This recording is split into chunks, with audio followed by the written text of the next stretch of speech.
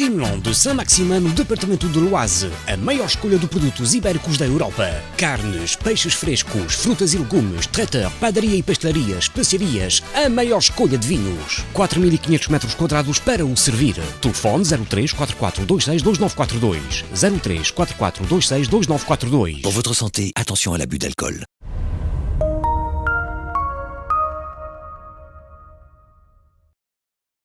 Jorge Torres Pereira é o novo embaixador de Portugal em França.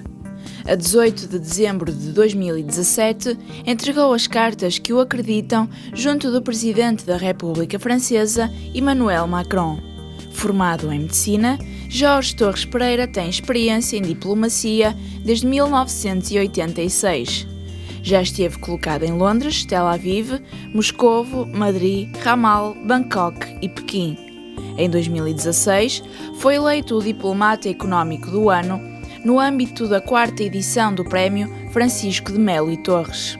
A Lusopress foi conhecer as expectativas para o novo desafio em Paris e saber o balanço que faz dos primeiros 100 dias enquanto embaixador de Portugal em França. Desde já, a proximidade com a comunidade portuguesa tem sido a sua grande bandeira.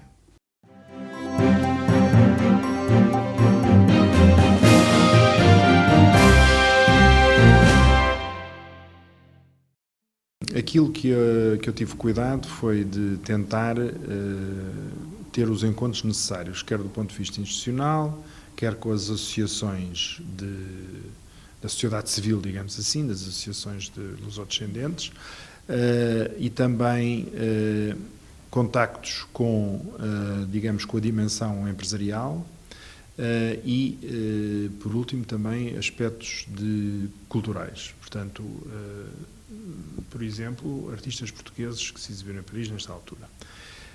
Para além, evidentemente, do que eu tenho estado também envolvido com as comemorações do centenário da Batalha de La Alice. E, portanto, se quiser, eu posso ser um pouco mais detalhado.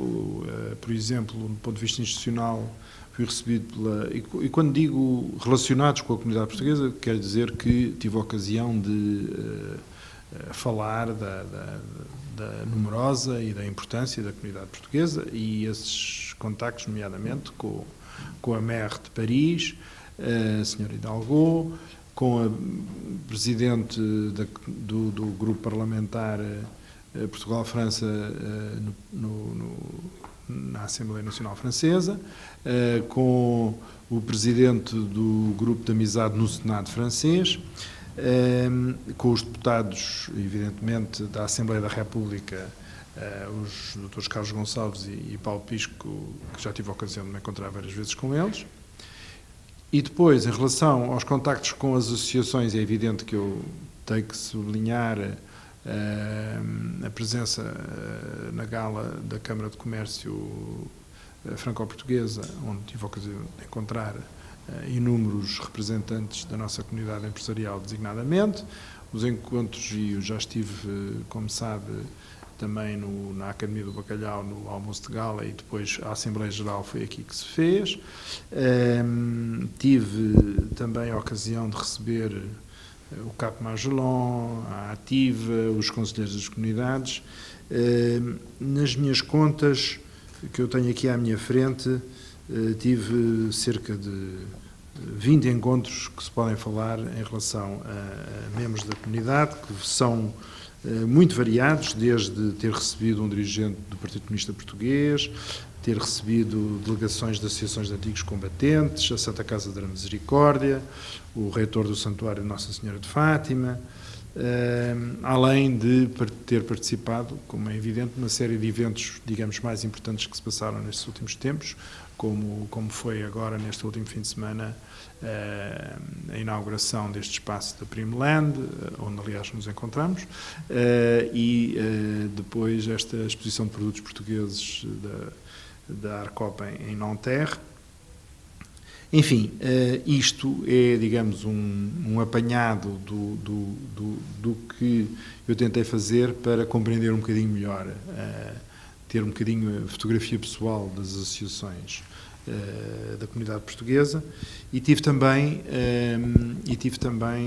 encontros, digamos, mais de natureza empresarial. Sublinharia, por exemplo, o jantar que promovi quando o Sr. Ministro esteve aqui com um grupo de empresários particularmente importantes da diáspora portuguesa em Paris, e tenho tido contactos com alguns dos portugueses, digamos, que têm tido um grande sucesso empresarial, desde o Armando Lopes, o Carlos de Matos, mais recentemente encontrei-me com o diretor-geral da Altice, o Sr. Armando Pereira, tive também uma conversa com o presidente do grupo PSA, enfim, também não querendo descurar o aspecto dos contactos empresariais. Por último, em relação à cultura e língua, participei uma iniciativa da Gulbenkian, que era o Dar Voz à Letra, que é uma forma também de participar, digamos, neste esforço de premiar a excelência dos estudantes que aprendem português, e aliás, nesse sentido, também estive em Montgeron na entrega de certificados com o Sr. Secretário de Estado das Comunidades Portuguesas, e tenho procurado estar presente nas coisas mais significativas que têm acontecido, como foi, por exemplo, no outro dia, a voz do fado do Cristóvão Fonseca e do Ruben Alves, que também estive presente na exibição. Tenho aqui à minha frente cerca de uma dúzia de eventos que têm a ver com artistas portugueses, e eu talvez sublinharia, enfim, pelo que simbolicamente me agradou, que foi poder ir dar os parabéns ao Manuel Cargaleiro nos seus 91 anos, no seu aniversário, foi particularmente importante. Portanto, isto é só para dizer que tenho agora uma ideia bem mais definida sobre o que me espera, e estou, portanto, mais pronto para responder a perguntas que me façam. Olha, primeiro, como aliás não me surpreende, eu penso que a comunidade é mais diversa e mais complexa de apreender do que se possa pensar quando se pensa em termos um bocadinho simplificados. Há dois desenvolvimentos que eu acho particularmente interessantes. Como é evidente, nós estamos já em plena terceira geração. Notamos também que estamos num processo de diversificação dos interesses dos membros da comunidade, nomeadamente, por exemplo, em relação aos setores económicos, onde há portugueses. Saímos daqueles setores mais tradicionais, continuam a ser muito importantes, como o da construção civil, nomeadamente, mas nota-se que há agora presença de membros da diáspora, da comunidade portuguesa aqui, que estão em setores diferenciados, como nas novas tecnologias, nomeadamente, etc. E, portanto, esse é um aspecto que é, talvez, seja bom não ter uma ideia, digamos, monolítica de uma comunidade portuguesa tradicional, embora haja características que nós estamos atentos, como, por exemplo, o facto de não está a ser tão renovada em termos etários como seria talvez melhor, isto é, estamos a assistir a um certo envelhecimento da comunidade portuguesa em França, e isso também tem as suas consequências. Agora, em termos de propriamente dinamismo, eu acho que vai claramente no sentido da própria dinâmica que nós assistimos na relação bilateral entre Portugal e a França. Em relação a uns anos atrás, é evidente que há uma quantidade imensa de franceses que visitam Portugal, que não era o caso. E eu, aliás, desde que cheguei aqui e que perguntei esse número, tenho feito uma espécie de uma competição a todos os meus interlocutores franceses, incluindo conselheiros do Eliseu ou altas personalidades do Estado, eu tenho feito um pouco taquiné, não é? Perguntando quantos voos é que existem por semana entre Portugal e a França, entre aeroportos portugueses e franceses. E até agora o melhor a que as pessoas chegaram foi 200, e é raro chegar a esse número, E quando eu lhes digo, não, são 620 o número de voos que há por semana, todos os interlocutores ficam completamente surpreendidos. E eu acho que isto é um número que tem um significado, tem um impacto imediato, que é, imediatamente se pensa que já não é só Paris, Lisboa, Paris, Porto, quer dizer, há uma vintena de aeroportos franceses que servem diretamente a destinos em Portugal, e o que isto significa de densidade de relacionamento mostra que o quadro do relacionamento entre a comunidade portuguesa, a sociedade local e a relação com Portugal está realmente em clara mudança, e como mudança com um dinamismo positivo. Um dos objetivos do Sr. Embaixador é internacionalizar as empresas portuguesas. Por isso ganhou um prémio da Câmara de Comércio em 2016. Bom, o mercado chinês é mais exótico e, portanto, digamos que o papel do apoio do Estado e do apoio da Embaixada, de certa maneira, entre aspas, é mais fácil e é mais necessário. Eu diria que, ainda bem, em relação a um mercado como o francês e em relação a relações que existem económicas e empresariais entre Portugal e a França, a intervenção de outros atores que não as próprias empresas é menos importante, digamos assim.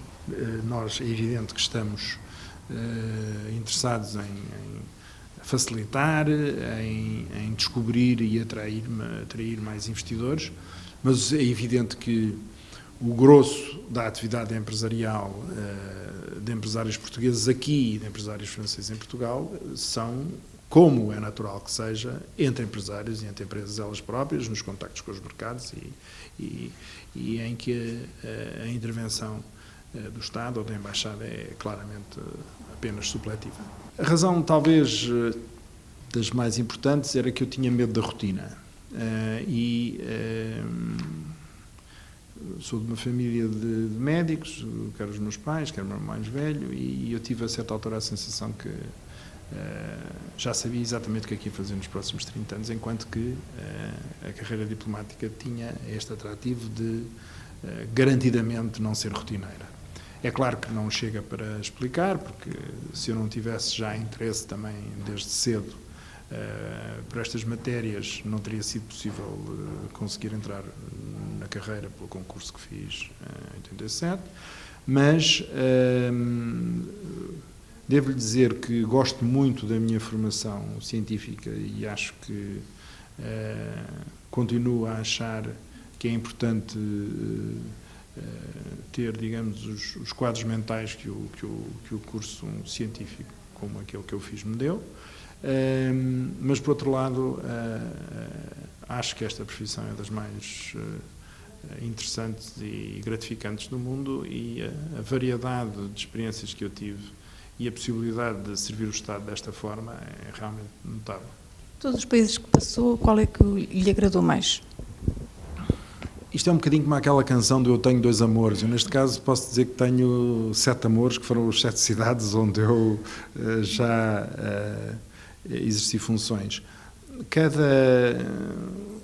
No meu caso, em que tive a sorte de estar em sítios que, de certa maneira, sempre com algum picante de uma forma ou de outra, é difícil dizer qual é o que eu gostei mais. Eu diria que a experiência de embaixador na China, é evidente do ponto de vista profissional, talvez tenha sido a mais importante que eu fui chamado a desempenhar até agora, antes de chegar a Paris, entenda-se.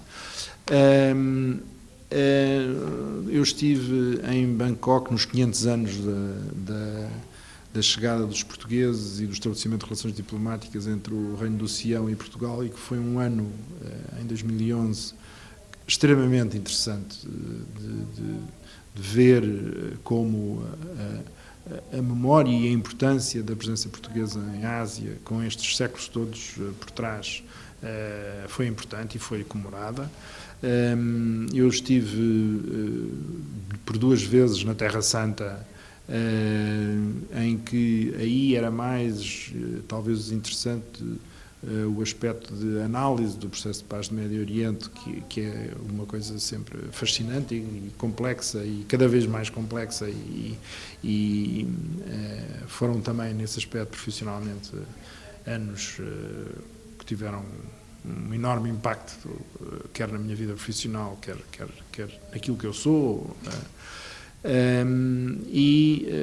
Tive também uma excelente experiência quando estive em Moscovo, porque foi o período da lua de mel do presidente Putin com o presidente Bush. Foi o momento em que nós acreditávamos que a Rússia e o Ocidente iriam finalmente encontrar uma via comum e positiva, portanto também foram anos notáveis.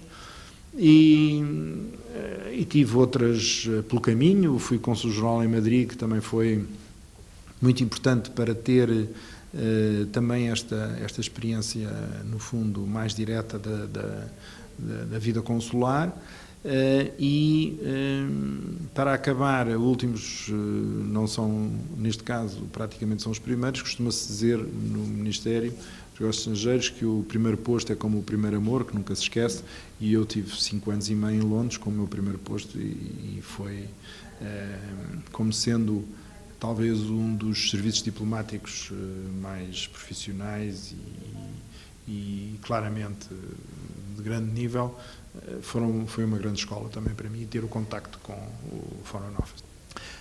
O que é importante é dizer que, efetivamente, nós estamos a trabalhar já, e sabe Deus que gostaríamos de ter o dobro das pessoas para nos ajudarem, desde o princípio do ano, pelo menos, e está a ser consolidado um programa que eu acho que efetivamente comemora de forma muito digna e muito significativa, e politicamente muito significativa do ponto de vista simbólico,